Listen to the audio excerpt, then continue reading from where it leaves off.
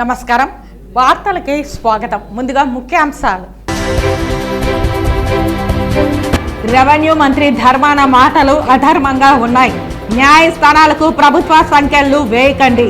రాష్ట్ర ప్రభుత్వం తీసుకొచ్చిన ల్యాండ్ టైటిలింగ్ యాక్ట్ చీకటి చట్టాన్ని ఉపసంహరించుకోవాలి హెచ్చరించిన రాయలసీమ పోరాట సమితి కన్వీనర్ నవీన్ కుమార్ రెడ్డి.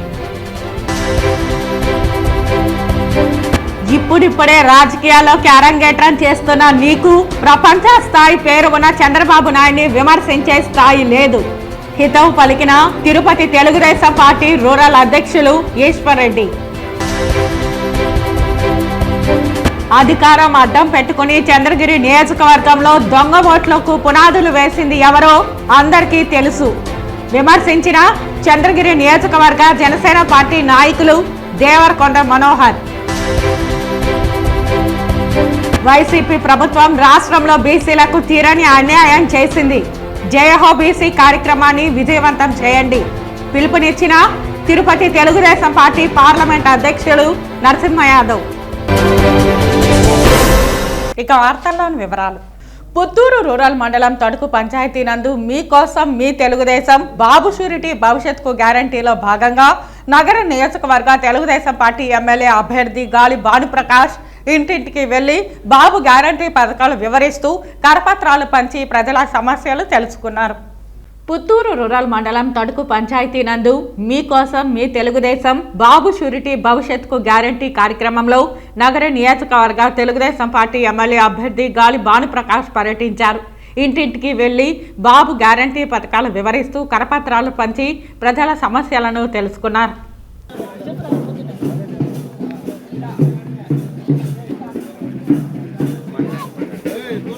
పవిత్ర ధనుర్మాసాన్ని పురస్కరించుకుని టీటీడీ నిర్వహణలోని ఆల్వార్ దివ్య ప్రబంధ ప్రాజెక్టు ఆధ్వర్యంలో తిరుపతి అన్నమాచార్య కళామందిరంలో ప్రతిరోజు జరుగుతున్న భక్తి ప్రవచనాలు, సంగీత కార్యక్రమాలు నగర ప్రజలను విశేషంగా ఆకట్టుకుంటున్నాయి.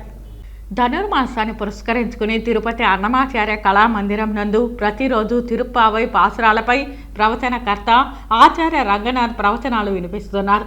హింసా మార్గాన్ని విడనాడి భక్తి భావంతో ధర్మాన్ని అనుసరించినప్పుడు ఆ ధర్మమే ప్రజలను కాపాడుతుందని తెలియజేశారు. అనంతరం ప్రముఖ కళాకారిణి ద్వారం లక్ష్మి గోదాదేవిపై ఆలపించిన భక్తి పాటలు సభికులను విశేషంగా ఆకట్టుకున్నాయి. ఈ సందర్భంగా రాయలసీమ రంగస్థల చైర్మన్ గుండాల గోపీనాథ్ రెడ్డి ఆధ్వర్యంలో ప్రవచనకర్త ఆచార్య రంగనాథ్ కళాకారుని ద్వారం లక్ష్మిని ఘనంగా సత్కరించారు. అనంతరం విచ్చేసిన భక్తులకు కాస్పా పద్మనాభం దంపతుల ఆధ్వర్యంలో అన్న ప్రసాదాలను వితరణ చేశారు. చివరగా రాయలసీమ రంగస్థలి సభ్యులు అక్కిపల్లి మునికృష్ణ ఆధ్వర్యంలో ప్రవచనకర్త ఆచార్య రంగనాథ్కు నూతన వస్త్రాలు అందజేశారు. ఈ కార్యక్రమంలో కళాకారులు భక్తులు పాల్గొన్నారు. ఈ ధనుర్మాసం పండుగ నెలలో 16వ తేదీ నుంచి అన్నమాచార్య కళామందిరంలో గోదాదేవి పాసురాలు ఈ నెల 14 వరకు 30 రోజుల పాటు ఆచార్య చక్రవర్తి రంగనాథన్ గారు అలాగే ద్వారం లక్ష్మి గారు ఈ ప్రవచనాలు పాసురాలు చెప్తున్నారు. ఇంకా ఈరోజు 14వ తేదీ వరకు ఉంటుంది. ప్రతి ఒక్కరూ వచ్చి తిరుపతి వాసులు వచ్చి దీన్ని సద్వినియోగం చేసుకోవాలి. ఉదయం పూట ఈ గోదాదేవి పాసురాలు ఈ పండుగ నెలలో మనం వింటే అన్ని శుభాలు జరుగుతాయి. ఆ వెంకటేశ్వర స్వామి ఆశీస్సులు మనకు ఉంటుంది. ప్రతినిత్యము ఉదయం 6 నుంచి 8 వరకు ఈ 30 రోజులు జరుగుతుంది. ఈ పాసురాలు అయిన తర్వాత భక్తులకు అన్నప్రసాదాలు కూడా ఉంటుంది. ఈరోజు భక్తులు స్థానికులు ఆధ్వర్యంలో ఈరోజు దేవుడికి అత్యంత ప్రీతిపాత్రమైన ప్రసాదాలు ఒకటైన బెల్లం దోశలు కూడా ఈరోజు భక్తులకు వితరణ చేశాము. ప్రతి ఒక్కరూ వచ్చి ఈ పాసురాలను విని స్వామివారి అనుగ్రహం పొందాలని కోరుకుంటూ ఓం నమో వెంకటేశాయ. ఇప్పుడిప్పుడే రాజకీయాల్లోకి అరంగేట్రం చేస్తున్న మోహిత్ రెడ్డికి ప్రపంచ స్థాయి పేరు ఉన్న చంద్రబాబు నాయుడిని విమర్శించే స్థాయి లేదని తెలుగుదేశం పార్టీ రూరల్ అధ్యక్షులు ఈశ్వర్ రెడ్డి హితవు పలికారు.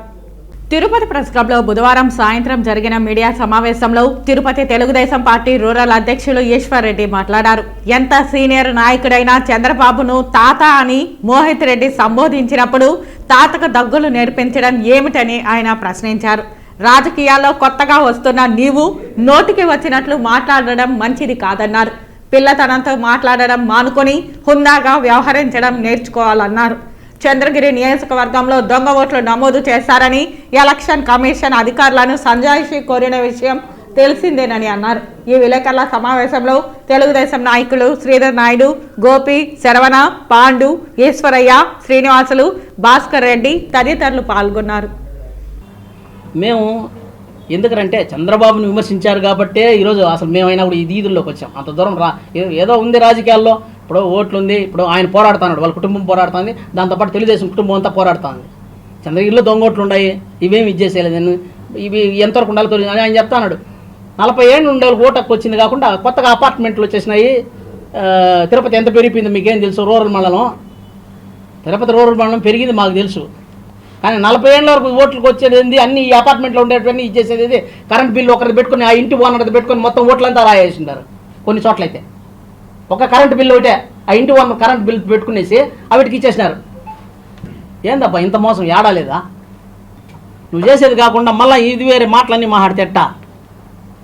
ఇన్ని మాటలు మాట్లాడే నువ్వు నీ స్థాయి మర్చిపోయి పెద్ద ఆయన మీద విమర్శించే స్థాయి నీకుందా మహిత్ రెడ్డి గారు?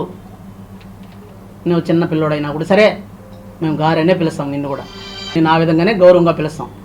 ఎందుకంటే నువ్వు నియోజకవర్గం అభ్యర్థి, ఏ పార్టీ వాళ్ళైనా సరే ఎమ్మెల్యే అభ్యర్థి అనేటట్టుకంటే వాళ్ళకి ఇచ్చే గౌరవం వాళ్ళకి ఇవ్వాలా, ఎవరికైనా కూడా సరే. మేము ఆ గౌరవం ఇస్తా ఉన్నాం ఇన్ని రోజులు. చంద్రబాబు నాయుడు గురించి నువ్వు మాట్లాడావు కాబట్టి మేము మాట్లాడాల్సి వస్తుంది. నీకు దొంగ ఓట్లు ఉన్నాయా లేదా తెలుదా? చంద్రగిరి నియోజకవర్గంలో ఇంత జరుగుతూ ఉంది, మరి ఎందుకు వస్తున్నాయి ఇప్పుడు ఎంక్వైరీలు అన్నీ? ఇప్పుడు బిఎల్ఓలకి 20 మందికి 25 మందికి మొన్న నోటీసులు ఇచ్చారు. ఎందుకు ఇచ్చినారు? తప్పు చేయకుండా ఉంటే. మేం కాదు కదా ఇచ్చింది.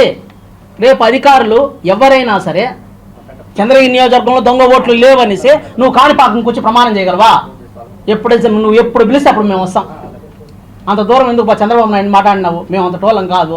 మేము నీ దగ్గర మేమే మండల పార్టీ ప్రెసిడెంట్ గాను మా నాయకులు ఎవరో ఒకరు, మేము చోటా మోటా నాయకులే వస్తాం. అధికారం అడ్డం పెట్టుకుని చంద్రగిరి నియోజకవర్గంలో దొంగ ఓట్లకు పునాదులు వేసింది ఎవరో అందరికీ తెలుసని చంద్రగిరి నియోజకవర్గ జనసేన పార్టీ నాయకులు దేవరకొండ మనోహర్ విమర్శించారు. బుధవారం సాయంత్రం తిరుపతి ప్రెస్ క్లబ్లో ఏర్పాటు చేసిన మీడియా సమావేశంలో చంద్రగిరి నియోజకవర్గ జనసేన పార్టీ దేవరకొండ మనోహర్ ప్రసంగించారు. చంద్రగిరి నియోజకవర్గంలో దొంగ ఓట్లు నమోదైందని చంద్రబాబు నాయుడు, పవన్ కళ్యాణ్ ఎలక్షన్ కమిషనర్కు ఫిర్యాదు చేయడం సంతోషంగా ఉందన్నారు. దొంగ ఓట్ల నమోదుపై వైసీపీ అభ్యర్థి మోహిత్ రెడ్డి స్పందన ఏమిటని ఆయన ప్రశ్నించారు. 26,000 చిలుకు పైగా దొంగ ఓట్లు నమోదు చేశారని ఆరోపించారు. చంద్రబాబు నాయుడు 1978లోని చంద్రగిరి నియోజకవర్గ ఎమ్మెల్యేగా గెలుపొందారని అన్నారు. నియోజకవర్గంలో కుక్కర్ల పంపిణీ కార్యక్రమం ఎలక్షన్స్ స్టంట్ అని ఆయన విమర్శించారు.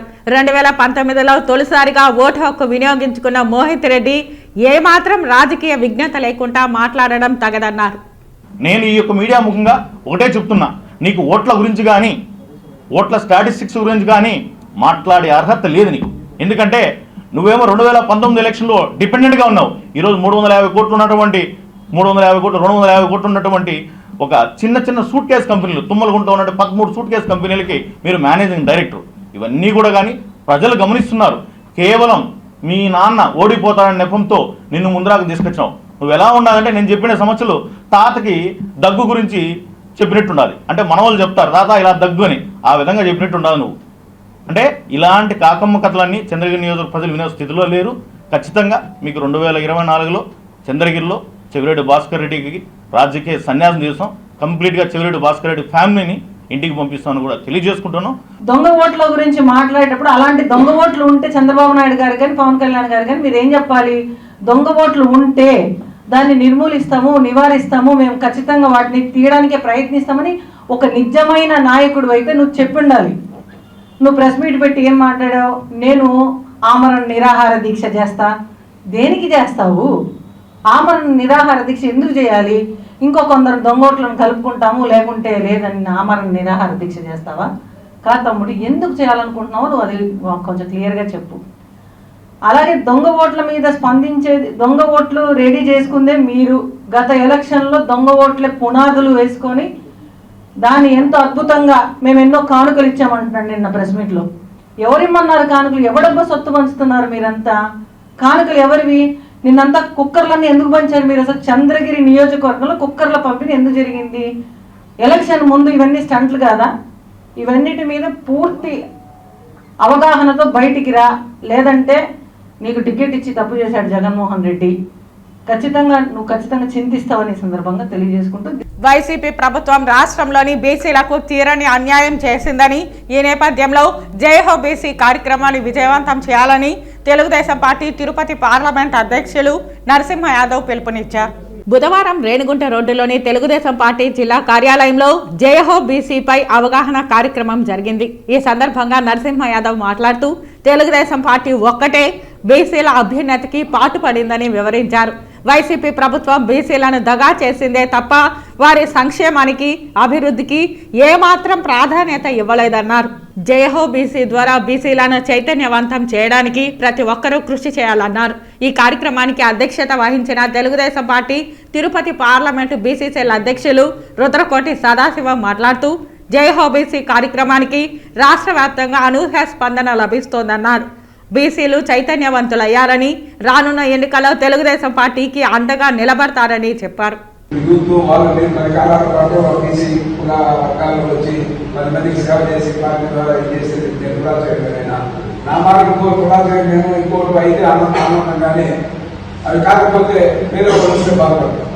ఎందుకంటే మా తండ్రి కాబట్టి మేము బీసీ కులాల కోసం పోరాడా. ఆ రోజు 33% రిజర్వేషన్ వచ్చిందంటే కళ్యాణ్ మా ఫాదర్ అయితే భారీ సభలు నిర్వహించారు. పార్టీలకు అధ్యక్షులు 1983, 84 ఎన్టీ రామారావు సీఎం. ఆ మాట బీసీ కులాల కోసం తిరుపతిలో బీసీలు 1,50,000 నుండి 40,000 చూపిస్తే ఆమరణ చూపించుకుంటే వాళ్ళందరూ కూడా పనిచేశారు. వాళ్ళందరూ కూడా తయారు వీళ్ళందరూ కూడా వచ్చి మనలందరూ కూడా కష్టపడ్డారు. 4 రోజులు కూర్చున్నా. ఇంకా ఏదో ఫామ్ అవుతుంది, ఆరోగ్యం దెబ్బతింటారని చెప్పాను తప్ప 4 రోజులు కూర్చుంటే దాన్ని మళ్ళీ 40,000 ఉండే ఓట్లని 75,000 చేసినారు. అంటే 4 రోజులు అమరణ దీక్ష చేస్తే 40,000 75,000 చేసినారు. మళ్ళీ అది ఇచ్చేసి అంటే ఇవన్నీ ఎందుకు చెప్తూ ఉన్నానంటే పోరాటాలు చేస్తూ ఉంటే భావితరాలు పనికొస్తుంది. పార్టీలో మన నాయకత్వం కనపడాలి, మన వాళ్ళు కూడా డామినేటింగ్ గా ఉండాలి. మనలో నలుగురు ఎమ్మెల్యేలుగా అడగాలి టికెట్ అంటే మన వాళ్ళందరూ కూడా కష్టపడితేనే ఆ ధైర్యం వస్తుంది. భూ హక్కుల చట్టాన్ని ప్రభుత్వం ఉపసంహరించుకోని పక్షంలో రాజకీయ పార్టీలకు అతీతంగా రాష్ట్ర ప్రజల పక్షాన హైకోర్టును ఆశ్రయిస్తామని రాయలసీమ పోరాట సమితి కన్వీనర్ నవీన్ కుమార్ రెడ్డి హెచ్చరించారు. తిరుపతి కోర్టు ప్రాంగణంలో న్యాయవాదులు భూ హక్కుల చట్టానికి వ్యతిరేకంగా చేస్తున్న 3వ రోజు రిలే నిరాహార దీక్షకు బుధవారం నవీన్ కుమార్ రెడ్డి సంఘీభావం తెలిపారు. రాష్ట్ర ప్రభుత్వం తీసుకొచ్చిన ల్యాండ్ టైటిలింగ్ యాక్ట్ చీకటి చట్టాన్ని ఉపసంహరించుకోవాలని రాయలసీమ పోరాట సమితి కన్వీనర్ నవీన్ కుమార్ రెడ్డి హెచ్చరించారు. తిరుపతి కోర్టు ప్రాంగణంలో న్యాయవాదులు భూ హక్కుల చట్టానికి వ్యతిరేకంగా చేస్తున్న 3వ రోజు రిలే నిరాహార దీక్షకు బుధవారం నవీన్ కుమార్ రెడ్డి సంఘీభావం తెలిపి ప్రసంగించారు. ఈ సందర్భంగా నవీన్ మాట్లాడుతూ రాష్ట్ర ప్రభుత్వం అమలు చేయబోతున్న భూ హక్కుల చట్టం 27/2023ను న్యాయవాదులతో పాటు ప్రజలందరూ వ్యతిరేకించకపోతే రాబో కాలంలో తమ ఆస్తులపై హక్కులు కోల్పోతారన్నారు. రాష్ట్ర రెవెన్యూ శాఖ మంత్రి ధర్మాన అధర్మంగా మాట్లాడుతున్నారని, భూ హక్కు చట్టం కార్యరూపం దాల్చలేదని, అధికారులను నియమించడం లేదని ఒక పక్క చెబుతూ మరోపక్క ప్రభుత్వ జీవోలను విడుదల చేయడం యావత్ ఆంధ్రప్రదేశ్ ప్రజానీకానికి ద్రోహం చేయడం కాదా అని ప్రశ్నించారు. రాష్ట్ర ప్రజల ఆస్తుల హక్కులకు భంగం కలిగించే అధికారం రాష్ట్ర ప్రభుత్వానికే లేదని, వెంటనే ల్యాండ్ టైటిలింగ్ యాక్ట్ చట్టాన్ని ఉపసంహరించుకోవాలని నవీన్ కుమార్ రెడ్డి ప్రభుత్వాన్ని హెచ్చరించారు. ఈ నిరసన కార్యక్రమంలో బార్ అసోసియేషన్ అధ్యక్షులు వెంకట్, పూర్వాధ్యక్షులు దినకర్, న్యాయవాదులు ఆనంద్, దేవరాజులు, రమేష్, హరీష్, రాజశేఖర్, హరికృష్ణ, వెంకటేష్, రమణ తదితరులు పాల్గొన్నారు. ఈరోజు ఒకటి అడుగుతున్నాం, సొత్తు మాది, పెత్తనం మీద. మీకు ఎవరిచ్చారయ్యా ఈ హక్కు? మా సొత్తు మీద ప్రభుత్వ పెత్తనం ఏమిటి? దయచేసి ఈ చీకటి చట్టాన్ని రద్దు చేయకపోతే న్యాయవాదులు ఆల్రెడీ రోడ్ల మీదకి వచ్చేశారు, కోర్టును ఆశ్రయించారు. రేపు ఖచ్చితంగా ఎవరైతే ప్రజాప్రతినిధులు ఉన్నారో వాళ్ళ ఇండ్లని ముట్టడించే కార్యక్రమాలు చేపడతాం. అలాంటి పరిస్థితులు తీసుకురావద్దండి అని చెప్పని ముఖ్యమంత్రి గారిని హెచ్చరిస్తున్నాం. ఈరోజు అంబేద్కర్ రాజ్యాంగం ప్రకారం ఒక చట్టాన్ని తీసుకొచ్చింది మన దేశంలో. ప్రజాస్వామ్య వ్యవస్థలో న్యాయ వ్యవస్థ ఉంది, రెవెన్యూ వ్యవస్థ ఉంది, రిజిస్ట్రేషన్ల వ్యవస్థ ఉంది. వీటన్నిటిని కూడా కాలరాసే విధంగా మీరు ఏకపక్ష నిర్ణయాలు తీసుకునేదానికి మీకు ఎవరు హక్కు ఇచ్చారు? నేను ఒకటి అడుగుతున్నా, న్యాయస్థానానికి సంఖ్యలు వేయకండి. ఈరోజు న్యాయస్థానాలు ఉన్నాయి కాబట్టి ఈ భారతదేశంలో ప్రజలు స్వేచ్ఛగా తమ హక్కుల కోసం న్యాయస్థానాలను ఆశ్రయిస్తున్నారు. అలాంటి అవకాశం లేకుండా ఈ ల్యాండ్ టైటిల్ యాక్ట్ని తీసుకొచ్చి పూర్తిగా ఉక్కు పాదంతో ప్రజల హక్కులను కాలరాస్తే మాత్రం తప్పకుండా తగిన మూల్యం చెల్లించుకోక తప్పదు అని హెచ్చరిస్తూ ఈరోజు తిరుపతిలో చేస్తున్నటువంటి న్యాయవాదులకి నేను ఒక తిరుపతి పౌరుడిగా, స్థానికుడిగా, పార్టీలకు అతీతంగా సంఘీభావం తెలుపుతున్నా. మీరు చేసే ఈ ధర్మ పోరాటానికి ప్రజల తరపున నా పూర్తి సంపూర్ణ సహకారం, మద్దతు ఉంటుందని తెలియజేసుకుంటున్నానండి. అకాడ్ 10వ వార్షికోత్సవం సందర్భంగా అకాడ్ తరంగను బుధవారం ఘనంగా నిర్వహించారు. స్థానిక పిఎల్ఆర్ కన్వెన్షన్ హాల్లో జరిగిన ఈ కార్యక్రమానికి Tirupati corporation mayor doctor Shirisha ముఖ్య అతిథిగా హాజరయ్యారు. ఈ సందర్భంగా ఆ సంస్థ చైర్మన్ చంద్రశేఖర్ రెడ్డి మాట్లాడుతూ 1984లో ప్రశాంత్ ఇంగ్లీష్ మీడియం ద్వారా విద్యారంగంలోకి ప్రవేశించామన్నారు. 24 మంది విద్యార్థులతో ప్రారంభించిన మా స్కూల్ ఇప్పుడు 1800 మంది విద్యార్థులతో నడుస్తోందన్నారు. తన కుమారులు ఇద్దరు విద్యారంగంలో ప్రవేశించి అకాడ్ స్కూలును 2012లో స్థాపించి ప్రస్తుత 4 బ్రాంచీలతో నడుస్తోందని వెల్లడించారు. ఉపాధ్యాయులు, తల్లిదండ్రుల సహకారంతోనే ఈ స్థాయికి వచ్చామని తెలిపారు. ముఖ్య అతిథి డాక్టర్ శిరీష మాట్లాడుతూ ప్రశాంతి స్కూల్ నుంచి అనేక మంది విద్యార్థులు చదువుకుని ఉన్నత శిఖరాలకు ఎదిగారని అన్నారు. తమ కుటుంబ సభ్యులు కూడా స్కూల్కు సుపరిచితులేనని గుర్తు చేశారు. ఇదే స్కూల్లో చదివిన వల్ల అనేక మంది డాక్టర్లు, ఇంజనీర్లు అయ్యారని అన్నారు. పిల్లల్లోని ఆసక్తిని గమనించి వారిలోని సృజనాత్మకతను వెలికితీసి ప్రోత్సహించాలని సూచించారు. భావి భారత పౌరులైన విద్యార్థులకు మంచి భవిష్యత్తును అందించేందుకు కృషి చేస్తున్న అకాడ్ స్కూల్ యాజమాన్యాన్ని ఆమె అభినందించారు. పద్మావతి మహిళా యూనివర్సిటీ రిజిస్ట్రార్ ప్రొఫెసర్ రజని మాట్లాడుతూ విద్యార్థులకు క్రమశిక్షణ నేర్పి వారి భవిష్యత్తుకు బంగారు బాటలు వేసేందుకు అకాడ్ కృషి అభినందనీయమని అన్నారు. విద్యార్థులు మంచి లక్ష్యాన్ని ఎంచుకొని ఆశయ సాధన కోసం పట్టుదలతో ముందుకు వెళ్లాలన్నారు. ప్రస్తుత పోటీ ప్రపంచంలో ఆరోగ్యం కూడా చాలా ముఖ్యమని, జంక్ ఫుడ్లకు దూరంగా ఉంటూ మంచి పౌష్టిక ఆహారాన్ని తీసుకుని ఆరోగ్యవంతులుగా ఉండాలని సూచించారు. అనంతరం వివిధ పోటీలలో గెలుపొందిన విద్యార్థులకు బహుమతులు ప్రదానం చేశారు. ఈ సందర్భంగా విద్యార్థుల చేత ఏర్పాటు చేసిన సాంస్కృతిక కార్యక్రమాలు పలువురిని అలరించాయి. ఈ కార్యక్రమంలో ఆ school director Vivek Reddy, Prashanth Reddy, principals, ఉపాధ్యాయులు, విద్యార్థులు, వారి తల్లిదండ్రులు పాల్గొన్నారు. 1984 నుంచి ఈ విద్యా వ్యవస్థలో ప్రారంభించాం. ప్రశాంత్ స్కూల్ పేరుతో ఒక బ్రాంచ్తో 20 మంది స్టూడెంట్స్తో ప్రారంభించి అంచెలంచెలుగా 3 బ్రాంచ్లుగా ఎదిగాయి. ఆ తర్వాత 2013లో అకాడ్ స్కూల్ అనేటువంటి స్థాపించడం జరిగింది. ఆ సంస్థ అక్కడ చిగురువాడ, నా నేటివ్ ప్లేస్ అయినటువంటి చిగురువాడ విలేజ్లో 10 ఎకరాల క్యాంపస్లో స్టార్ట్ చేసాం. 2020లో శ్రీ సిటీలో బ్రాంచ్ స్టార్ట్ చేసాం. 21లో సరోవర్ హోటల్ రోడ్లో మంగళం దగ్గర ఇంకొక బ్రాంచ్ ఓపెన్ చేసాం. ఈరోజు అకాడ్ స్కూల్లో సుమారు 4000 మంది స్టూడెంట్స్, ప్రశాంత్ స్కూల్లో 1800 స్టూడెంట్స్తో ఇప్పటికీ 40 సంవత్సరాలుగా ఈ వ్యవస్థలో కంటిన్యూ అవుతూనే ఉన్నాం. మాకు సహకరించినటువంటి పేరెంట్స్, ముఖ్యంగా టీచర్లు, పేరెంట్స్ కష్టపడి పనిచేశారు, మమ్మల్ని అభిమానించారు. వాళ్ళ యొక్క అభిమానంతో మా దగ్గర చదివిన పిల్లలే ఇప్పుడు మాకు తల్లిదండ్రులుగా కూడా మారిపోయి ఉన్నారు. కానీ కంటిన్యూస్ సపోర్ట్ ఇస్తున్నారు. వయోవృద్ధుల సంక్షేమానికి అవసరమైన చర్యలు చేపట్టాలని జిల్లా న్యాయ సేవాధికారి సంస్థ కార్యదర్శి senior civil judge Karun Kumar ఆదేశించారు. బుధవారం మధ్యాహ్నం స్థానిక జిల్లా స్థాయి శిక్షణ కేంద్రంలో డిఆర్డీఏ పీడీ తులసి, డిఆర్డీఏ అధికారులతో వయోవృద్ధుల సంక్షేమం కోసం అమలు చేస్తున్న పథకాలపై సమీక్షించారు.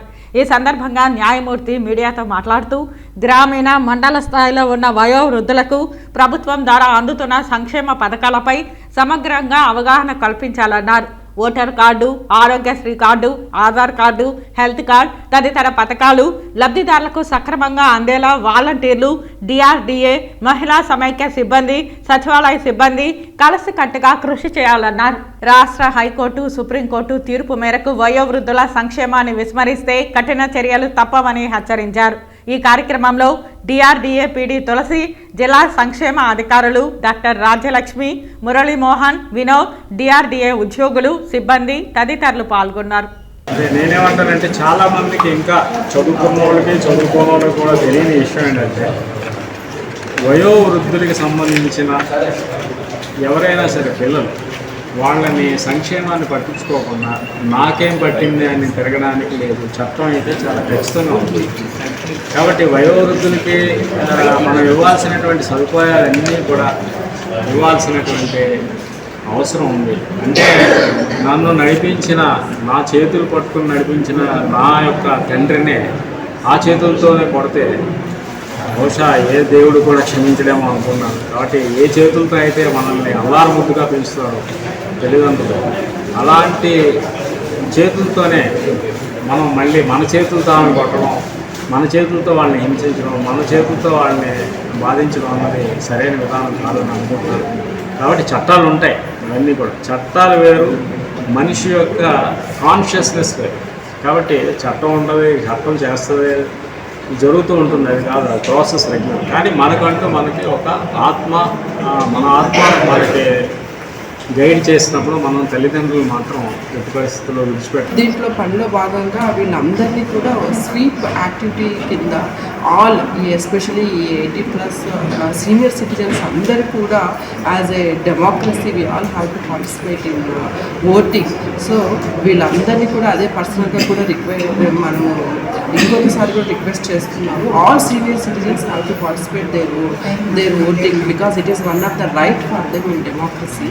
సో మీకు నచ్చిన వాళ్ళకు మీరు ఖచ్చితంగా ఓటింగ్ పర్సంటేజ్ని పెంచాలి, ఖచ్చితంగా పార్టిసిపేట్ చేయాలి. ఈసారి మీకు వీల్ చైర్ ప్రొవిజన్ కూడా మీకు ప్రొవైడ్ చేయడం జరుగుతుంది. Aam Aadmi party Tirupati assembly convener Bonthala Rajesh Rayal చేపట్టిన సామాన్యుడి శంకారావం ప్రజా చైతన్య యాత్ర 14వ రోజు తిరుపతి నగరంలోని 13వ వార్డు ప్రాంతంలో రాష్ట్ర ఉపాధ్యక్షులు వెంకటాచలపతి మరియు తిరుపతి పార్లమెంటు కోఆర్డినేటర్ నీరుగట్టు నగేష్లతో కలిసి పర్యటించారు. ఈ సందర్భంగా వారు మాట్లాడుతూ ప్రతి సామాన్యుడు కూడా ఢిల్లీ ముఖ్యమంత్రి అరవింద్ కేజ్రీవాల్ నాయకత్వాన్ని కోరుకుంటున్నారని తెలియజేశారు. 2024లో జరగనున్న అసెంబ్లీ పార్లమెంటు ఎన్నికల్లో చీపురు గుర్తుకు ఓటు వేయాలని అభ్యర్థించారు.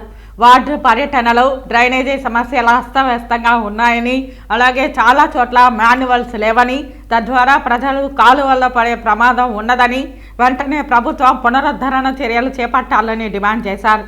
అలాగే ఆసక్తి కలిగిన వారిని పార్టీల సభ్యులుగా, నాయకులుగా చేర్చుకోవడం జరిగిందని చెప్పారు. స్వచ్ఛందంగా పార్టీ అభిమాని చంద్రబాబు 2000 కరపత్రాల ముద్రణకు చేయూతనిచ్చారని, వారికి పార్టీ జిల్లా కమిటీ నుండి కృతజ్ఞతలు తెలియజేశారు.